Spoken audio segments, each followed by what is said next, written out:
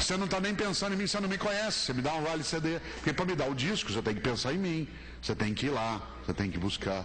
Atenção, guarde essa ideia e eu quero aproveitar esses 10 minutos teus de pânico para pensar isso. Cuidado, hein?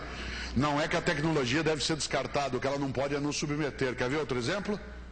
Há 15 anos o telefone da minha casa tocava às 8 horas da noite. Alô? Por favor, o André, que é o meu filho mais velho. Por favor, o André. Quem quer falar com ele? Ah, é o Chiquinho. Oi, Chiquinho, aqui é o Mário Sérgio, pai do André, tudo bem? Tudo, seu Mário, como vai? Você estuda com o André? Estudo sim. Onde você mora? Isto é, o telefone fixo fazia a mediação entre os meus amigos e eu. Certo? Não é que eu controlava, mas eu acompanhava o grupo de amigos, tinha que falar comigo. Hoje, liga para o teu filho onde ele estiver, a hora que ele quiser, sem que você saiba, aqui, ó.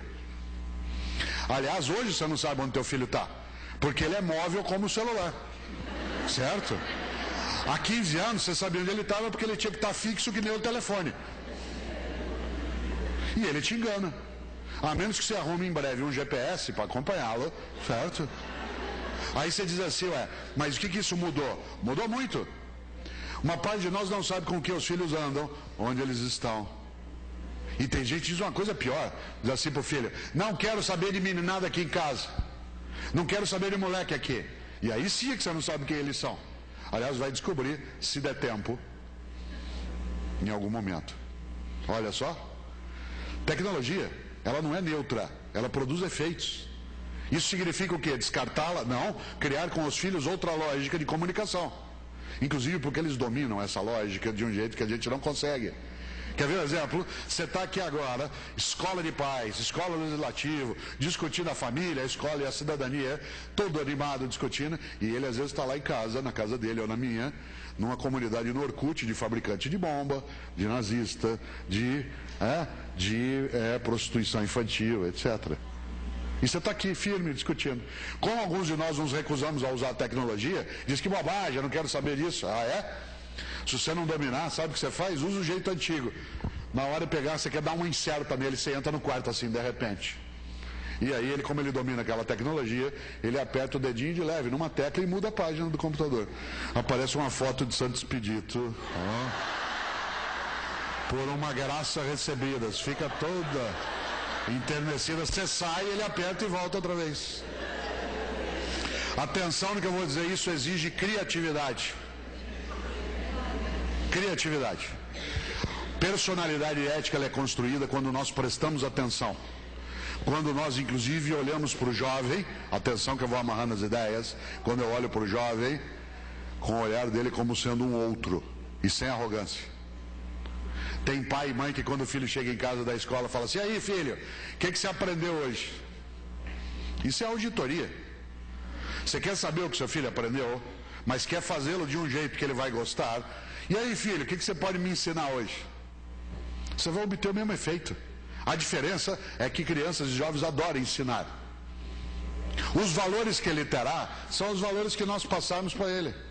Se ele não tem ideia de processo, porque a família não estrutura, ele não tem dificuldade nenhuma, ele não sabe que para o quarto dele aparecer limpo, ou às vezes para a comida aparecer na mesa, alguém tem que fazer, e tem que plantar, e tem que carregar cebola, e tem que fazer uma série de coisas. Tudo é fast, tudo é imediato. Atenção, e aí vou fechando, essa sociedade do imediato, ela nos atinge. Quer ver um exemplo? E essa é uma coisa séria. Ela nos pega em cheio. Sabe quando? Quando a gente vai perdendo a nossa paciência. Quando nós achamos que as coisas são assim, o que eu posso fazer? Aliás, quando nós começamos a procurar o prático em vez de procurar o certo. Quando você e eu começamos, por exemplo, a desistir. Quando o peixe, ao apodrecer pela cabeça, vai contaminando. Quando nós esquecemos uma coisa ótima, eles não nasceram prontos, nem nós. E portanto nós podemos nos fazer e refazer de vários modos. Um deles é de fato, fazendo um seminário, voltando à discussão, trazendo pessoas, pensando, isto é, fazer o que vocês estão fazendo aqui. O que vocês estão fazendo aqui? Nós estamos aqui nesses dias para recusar a ideia de que não há alternativa de futuro, de que as coisas elas estão numa saída que está fechada, ao contrário. Mas para isso, evidentemente, você e eu precisamos afastar o mais poderoso elemento negativo no nosso tempo, que é a ideia do carpe diem.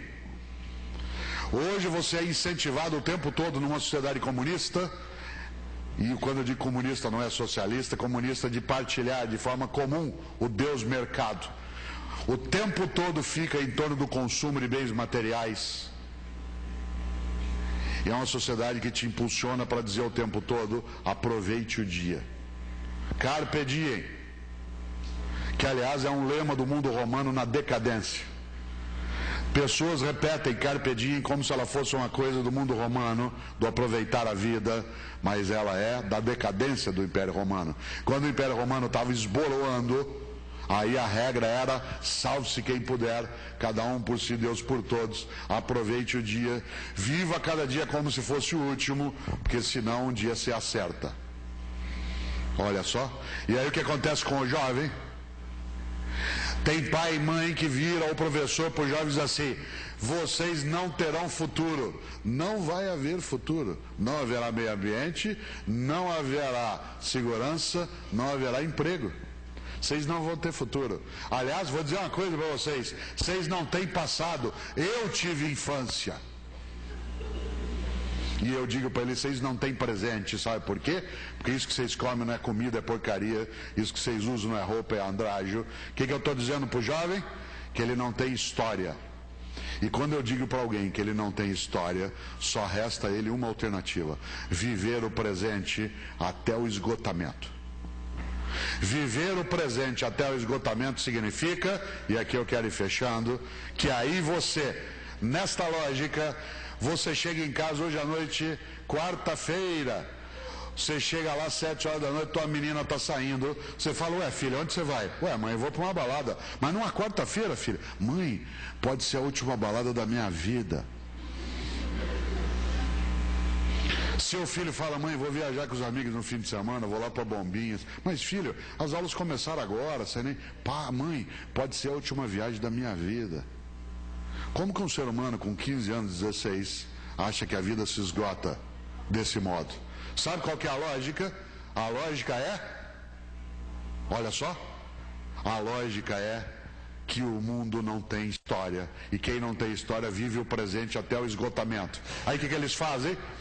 Eles vão para a balada, vão para a viagem, vão para a estrutura, e aí ele bebe o máximo que ele puder, ele dança o máximo que ele puder, e como ele não vai conseguir dançar tudo que ele precisa, ele toma êxtase, ele consome outro produto, ele usa droga, e aí quando é 6 horas da manhã, ele vai para casa e não consegue dormir, aí ele toma medicamento para dormir, e depois para ficar em pé ele toma outro medicamento. Atenção, nos últimos 10 anos aumentou imensamente o consumo de Rivotril, que é um medicamento sério, entre jovens de 15 a 25 anos, que é um medicamento absolutamente bem prescrito, e aumentou o número de infartos entre jovens. Sabe por quê? Porque de repente ele vive a vida no limite do turbinamento, isto é, fazer o giro do motor funcionar o tempo todo em alto estilo. Ele está sempre fazendo alguma coisa, estão sempre correndo para lá e para cá, e aí de repente ele fica pasmado, quieto no lugar. Aí você olha e pensa assim, e eu quero aproveitar esse minuto final para pensar essa ideia. Olha só,